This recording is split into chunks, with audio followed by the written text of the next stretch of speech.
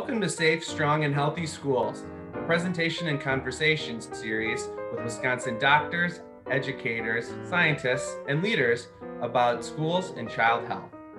I'm your host, Sean Koval, the Healthy Schools Coordinator for the Healthy Kids Collaborative of Dane County. Thank you so much for joining me and our team this spring as we explore the impacts of COVID-19 on schools and child health. And welcome back to those of you who joined us for our first week. We're really excited for our next episode today. I'm honored to be joined by Dr. David Bernhardt to tell us a little bit about what we know so far about youth athletics and sports. Welcome, Dr. Bernhardt. Sean, thank you for the introduction, and it's great to be here today. My goal today is to really talk about whether it's safe for kids to get back into athletics. And on the fly last night, I made up this title, Is It Safe to Get Back in the Water? And what we really want to talk about is the return to sport for our young athletes in the community, both at the elementary school, middle school, and most importantly, the high school level in terms of competition, as I know a lot of these kids have been chomping at the bit for a while to get back on the playing field or on the court or in the pool and really compete against their competitors, friends, and have at least an enjoyable last couple of months of their school year this year in terms of a little bit of return to normalcy, so to speak. Just so people are aware of what I do, I'm a general pediatrician at UW Health, part of my life. I also do primary care sports medicine, and part of that role, I'm one of the team physicians for the University of Wisconsin Athletic Department.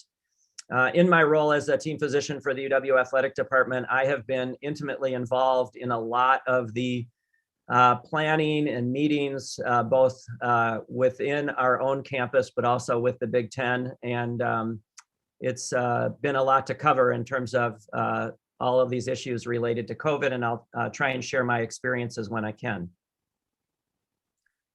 So in terms of objectives today, my hope is that after you listen today to the formal part of the talk and the questions and answers at the end, that you have a better understanding that all of us, in terms of, quote, experts, are learning on the fly.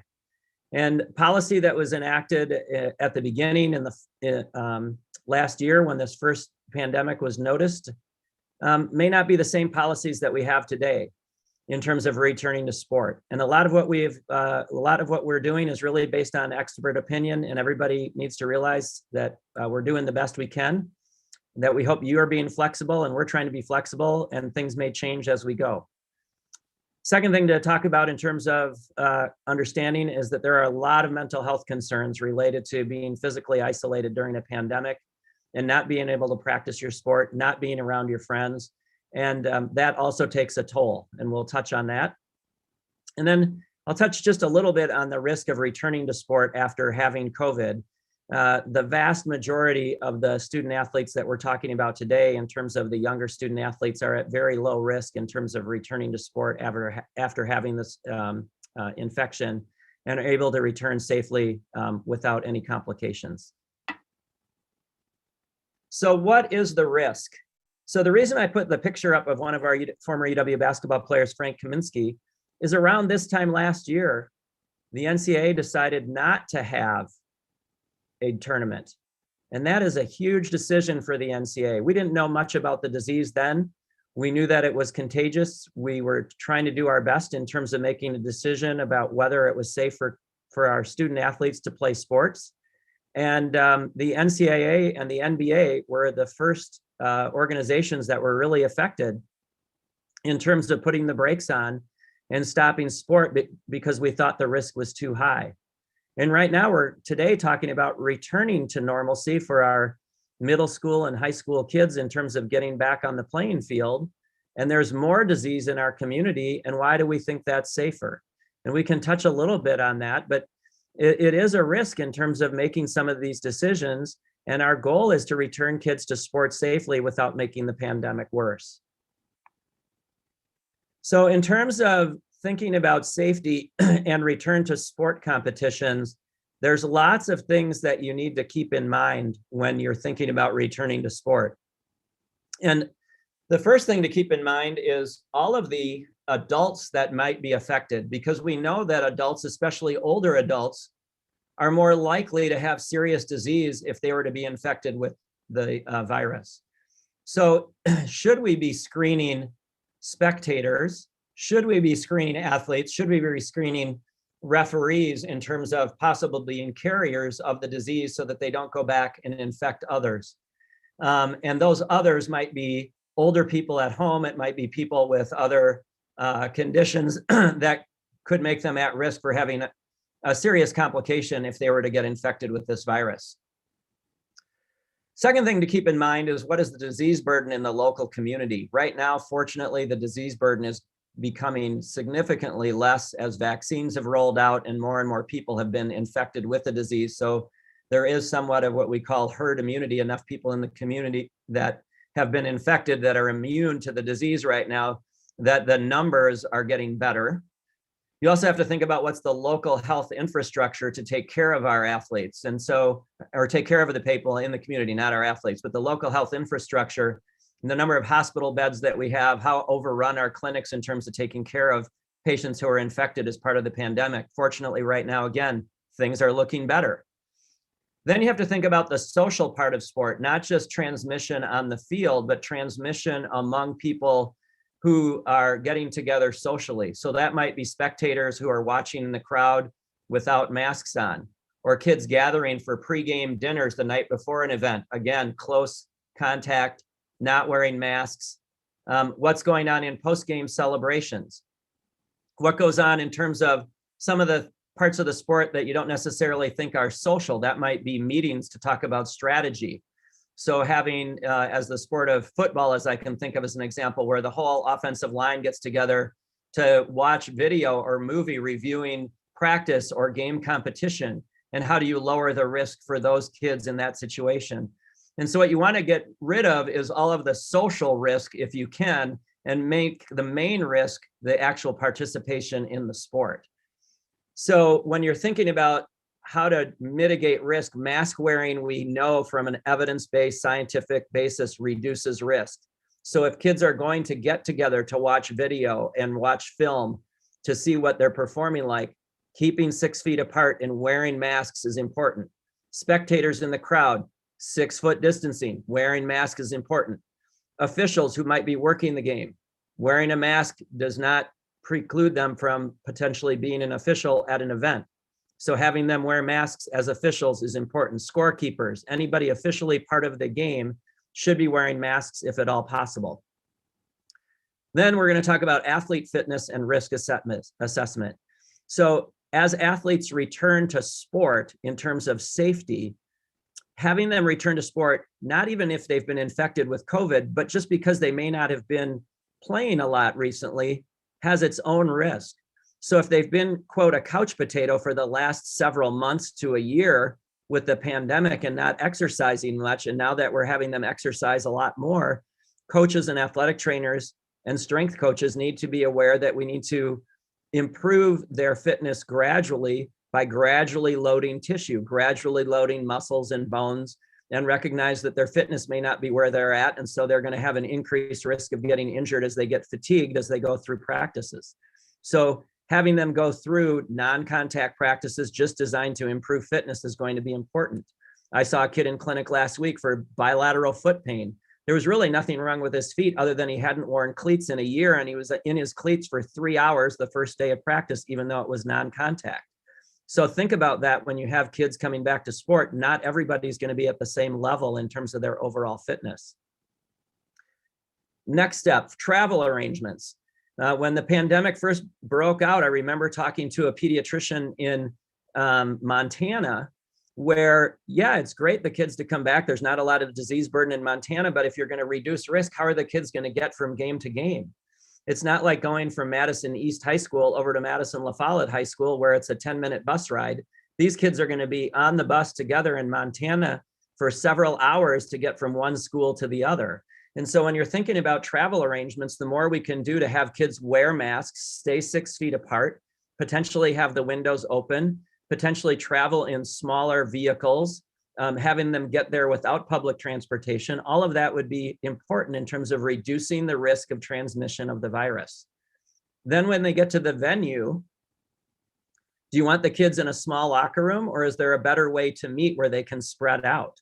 And is there a way for them to wear masks while they're in the pregame meetings? Is there a way to have them wear masks during warmups? Is there a way for them to have them wear masks even during practice and competition? And we can touch on that at the end if you want to. And then ultimately, in terms of safety, how are things going to return to normal? Things are going to return to normal as the vaccination program rolls out and becomes even more robust.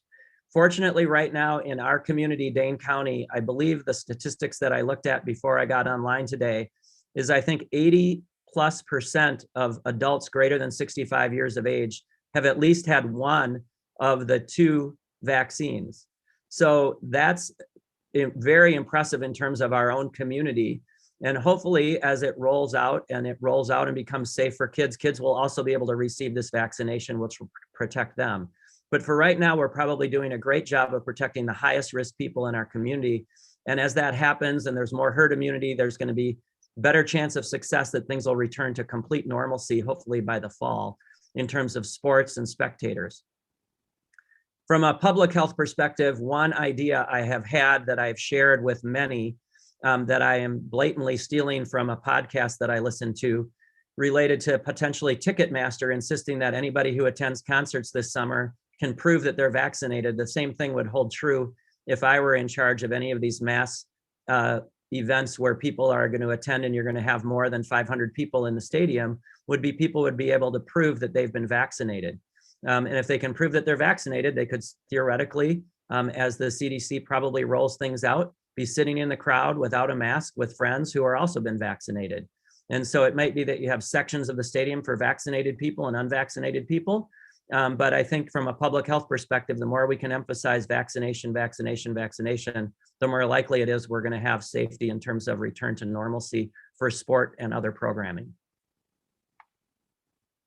So now in terms of COVID and sport, the important things that I can think of in terms of how to help return safely at the present time would be educating athletes, parents, and coaches, which I'm hoping we're doing today. In terms of doing this safely, the theme should be get in, train, and get out. So think about just getting the athlete to practice or competition, having them train or compete, and then getting them out of there safely. So communal areas, you don't want the athletes standing around and just talking, especially without masks on. Think about how they're going to get there, what's going to happen once they get there in the parking lots, where are they going to put on their shoes or uniforms? What are we going to do with spectators? Do spectators, parents, adults, friends really need to be standing around talking while they're watching a practice? I would be of the mindset that you don't necessarily have to have anybody at practice except for the coaches and possibly athletic trainers. You don't need somebody else standing there that's going to increase the risk of transmission.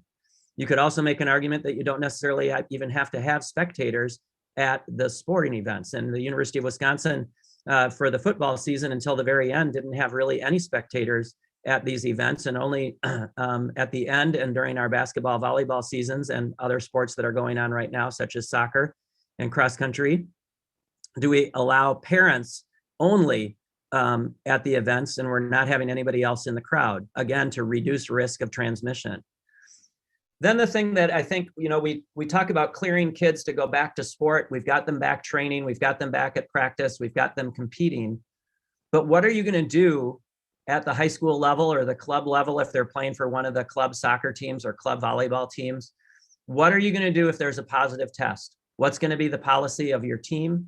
How are you going to contact trace? Are you going to continue to have practice as an entire team? And then how are you going to get that individual who tested positive back, and those kids who were contact traced and are in quarantine, how are you going to get them back in terms of practice and competition? And again, I would emphasize that you need to do this gradually, and there needs to be some discussion, especially for the kids who have tested positive, in terms of is it safe for them to return, related to some of the complications that we can touch on. So in terms of the safest exercises, safe exercises, I've been joking most of the pandemic, if you're running cross country or track and you're in the lead, you're around nobody. So you're the lowest risk person. So running outside by yourself, if you're the winner of the cross country meet, you're probably at very low risk. The problem becomes at a cross country meet, as an example, if there's a huge group of people at one of these big invitationals where you have 200 or 300 runners all at the start of the race, all running together, that becomes a risk. But for the person who's in the lead, or if you have a small dual meet where there's not as many people, I think it's probably relatively safe. If you're participating in a sport where you're not really sharing equipment a lot, again, very low risk. Swimming as example, no sharing of equipment. I would assume that chlorine kills most other viruses and bacteria, that there's not going to be a lot of transmission in the water itself. Although if you're swimming right next to somebody and breathing on them for a long period of time, that may change things. So at a swim practice, risk is probably higher than a swim race competition that's less than 2 minutes long. Whenever possible, try and physically distance yourself at practice, team meetings, competitions, if at all possible. So if you notice that most of the basketball, volleyball events, if possible, volleyball not as good as basketball, we're trying to distance the people on the bench. And you'll see that at the Final Four or at the NCAA basketball tournament in the next few weeks, that most of the time, at least when the kids are on the bench, they are socially or physically distanced. When they get into the huddle during timeouts, obviously, and when they're in the locker room celebrating, there's not as much physical distance, and that then puts them at higher risk for transmission.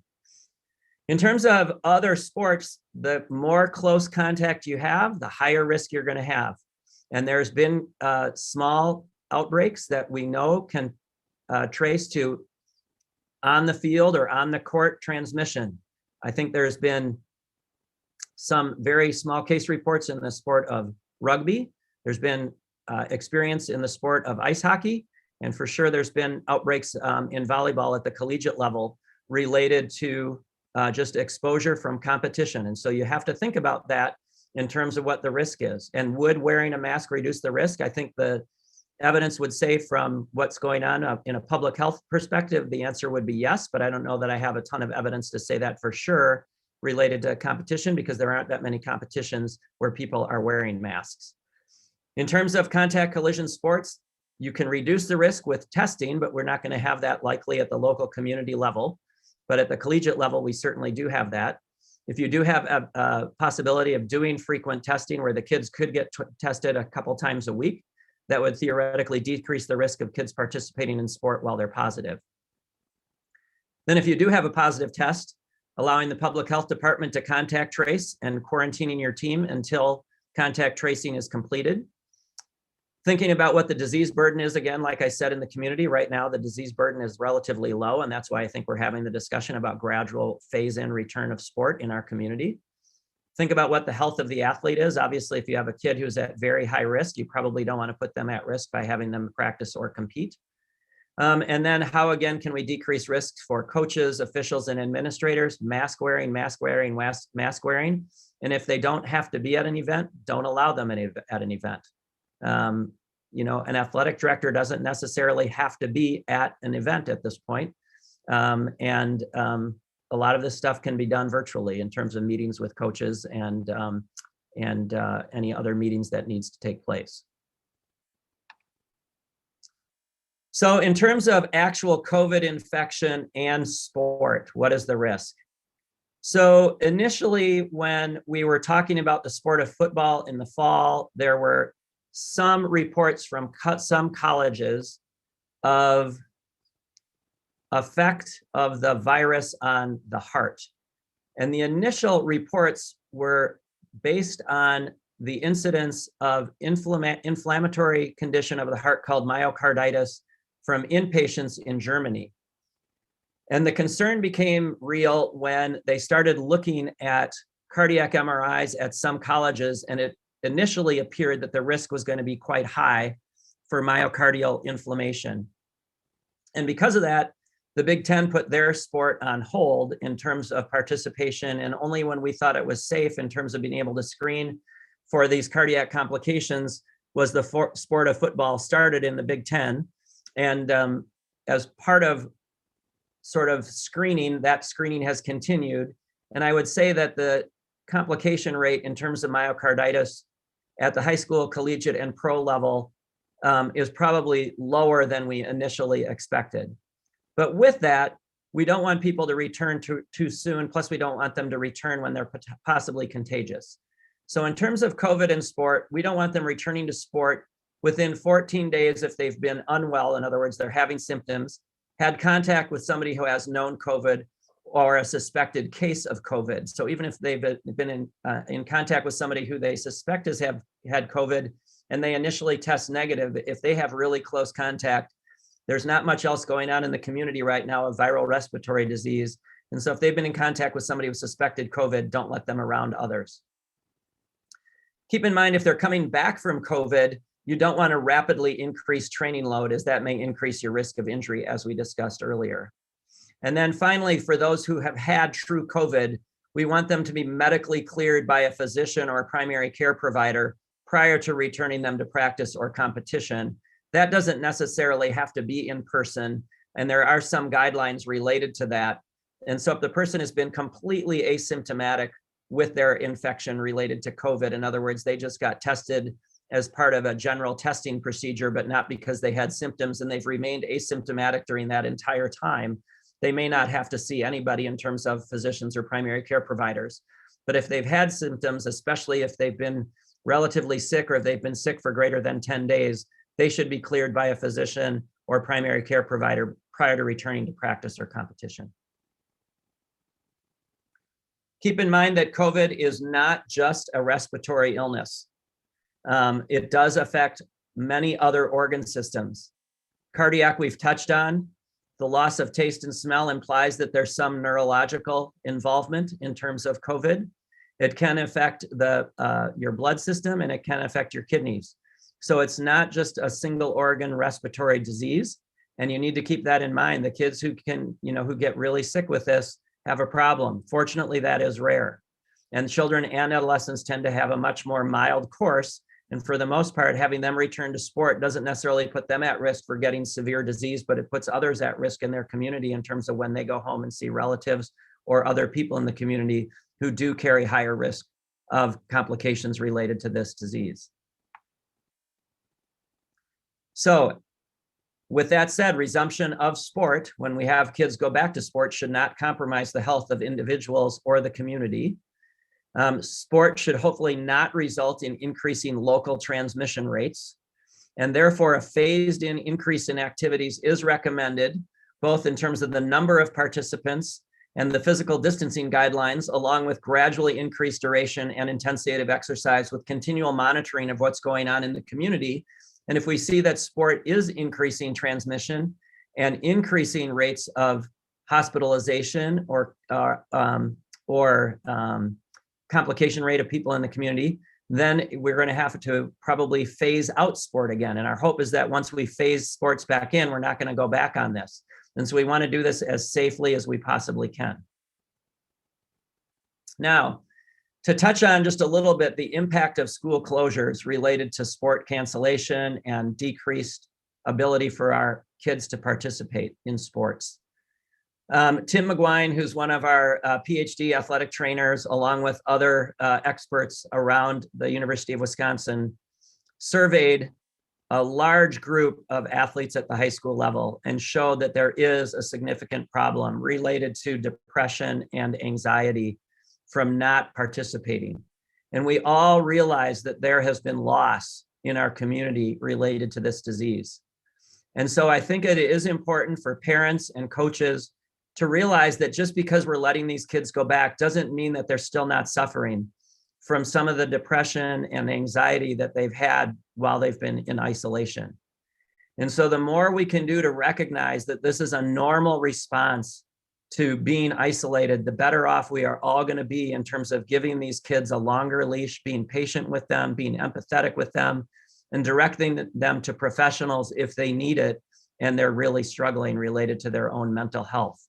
And so I think we've had a big push before COVID in terms of mental health screening in the office, but I think this should go forward in terms of parents and coaches and teachers all being aware that these kids have suffered loss, and just because they're back in your classroom and back on the playing field doesn't mean that that suffering has completely stopped.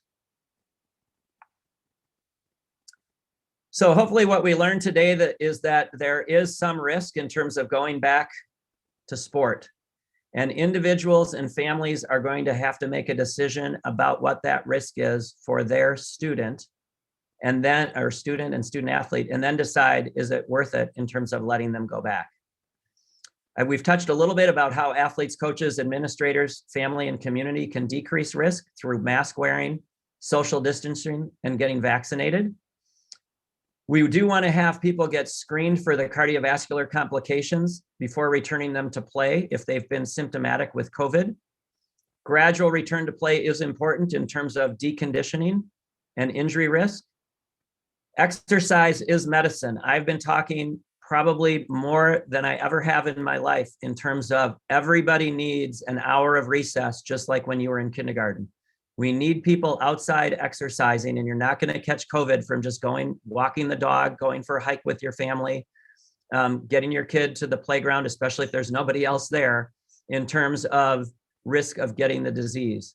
And so getting people out and moving is important in terms of dealing with some of the mental health and improving one's physical fitness. And then finally, again, loss is loss. People have lost loved ones due to death related to this disease. People have lost jobs. People have lost the ability to socialize with friends. People have lost their opportunities in terms of seasons related to sport and competition, and their stress related to probably college decisions related to their inability to show off for prospective future coaches. And so they feel like they've lost opportunities for potential scholarship. Respect any feelings these kids have as they come back to school and they come back to the playing field. Empathize what they're going through and try and direct them back to their primary care providers or mental health providers if they need help. In terms of references, the top reference on the slide here is available online. I was one of the writers for the guidelines related there, along with Allison Brooks, who's one of my colleagues at the University of Wisconsin. And we collaborated with the sports medicine team over at the Children's Hospital of Wisconsin in Milwaukee in developing this document in terms of return to sport. And I would encourage people to check that out if they have questions. And with that, I think we can stop sort of the formal presentation, and Sean, we'll turn it back to you. Thank you so much, Dr. Bernhardt. Fantastic overview. You covered a lot of the frequently asked question areas that I have listed here from viewers and our partners, but we have time for a couple of questions. So we have a follow-up about masks here. So are face coverings safe when partaking in physically exhausting athletics? What is the right balance when considering a face covering between risk reduction versus comfort and breathability? That is a really hard question, and I get that question frequently. I can tell you examples. So there is an athlete who was attempting to qualify for the 10,000 meters on the track to the US national team. This is prior to COVID. And he has bad allergies and bad asthma. So he knows that his allergies and asthma are triggered by environmental aerosolized pollen. And so to reduce his pollen exposure, he wore a mask for running a 10K on the track. That's 6.2 miles in under 30 minutes. So I argue that if somebody with known allergies and asthma can wear a mask and run 6.2 miles in under 30 minutes, the majority of us can probably do the same. It's just a matter of getting used to wearing the mask. We do know that mask would likely reduce transmission. Our volleyball team at the university, for the most part, has been wearing masks during practice, but not wearing it during competition. There are other sports at the high school level during the winter here where I know they've been required to wear masks, but wearing your mask around your neck does not serve the purpose of wearing the mask. So if you're going to wear the mask, it needs to be fit properly. I can't say I can endorse one specific mask more than any others, but it needs to be tight enough that it doesn't just fall down below your chin or onto your neck. It needs to cover your nose and mouth, but it also needs to be a little breathable so that you don't feel like you're suffocating. Thank you. Question about vaccines and coaches. So say this summer, I coach my 12-year-old softball team. Say all of our adult coaches on the team, there are 3 of us, are vaccinated. how might that change how we can run a practice? For example, could we run practice without masks and with still 6 feet of social distance?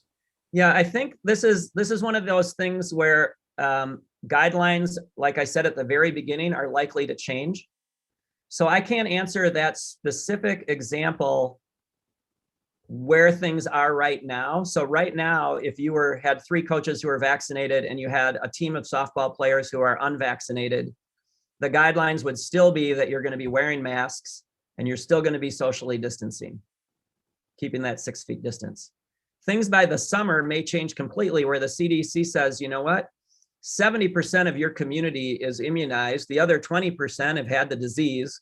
There's very little disease in your community. Let's just go back to normal, and the kids can be kids and the adults can be adults, and you just go play softball. But I don't think we're there quite yet. But my prediction is if things continue to go the way they're going, I'm optimistic that that's where we will be.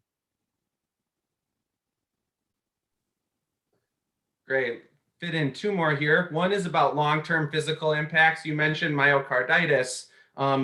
Is there any other data pointing towards any long-term physical impacts of having COVID as it relates to physical exercise?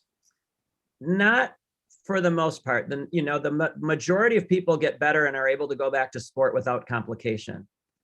There are some rare individuals, even at the college level. I haven't really seen many at the high school level, but there are some rare individuals at the college level where they're still struggling 3 months after diagnosis. The heart part of things have been ruled out, but they're still struggling with fatigue, regaining their fitness, chest wall pain, loss of taste and smell. So there is a term for those people called long haulers, and I don't know that we know enough about these long haulers at this point to know why it happens to certain individuals or necessarily how we can help them get better more quickly. All right, last one. You touched about locker rooms briefly before, but the question is simply, is there any way to make locker rooms safe? No. Well, people could wear masks in the locker room, but the simple answer is not really. Most locker rooms, especially at the high school level, are very small. It's hard to physically distance. My understanding at the NCAA basketball tournament that starts later this week is that like at halftime, they're not going to go back to the locker room. They're going to go to a ballroom or they're going to go to a meeting room at the stadium that they're at where they can spread out, but they're not going to go to a small, typical college locker room where they can't spread out. And they're going to, they're probably going to shower back at the hotels. They're going to change into their uniforms back at the hotels. And I would encourage the same thing for any of these high school, middle school sports. Don't go into the locker room. Don't have your kids change there. Come to practice prepared. Go home and change at home. Take your shower at home. Have all of your meetings, if you can, via Zoom or any other platform that you can, and try and keep the kids as much apart as you can. Wonderful. Well, we'll leave it there for today, Dr. Bernhardt. Dr. Bernhardt, thank you so much for joining us. You really covered a lot of the hot topics, and we've been getting a lot of questions about sports and athletics, given how enthusiastic everybody is here in the spring and in our state about athletics. So thank you for joining us. Thank you. Have a great day. Thanks. And thank you, viewers, for joining us again on Safe, Strong, and Healthy Schools. We'd love to hear from you. If you have any questions about what you heard today from Dr. Bernhardt's presentation, or any other questions about schools, COVID-19, and child health, please send us an email at healthykidsdane@gmail.com. We'd also love to hear about any suggestions or recommendations you may have for future topics to address on the program. Lastly, we'd love to hear how this episode went from you. If you learned anything or feel like it applies to your work, there is a feedback form link in the episode description. It just takes 1 minute. If you have anything to say about today's episode, we'd love to hear your reactions and thoughts. So please click on that link. And that's a wrap for today's episode of Safe, Strong, and Healthy Schools. Thank you all for joining us. See you next time. And remember, we're all in this together. Bye.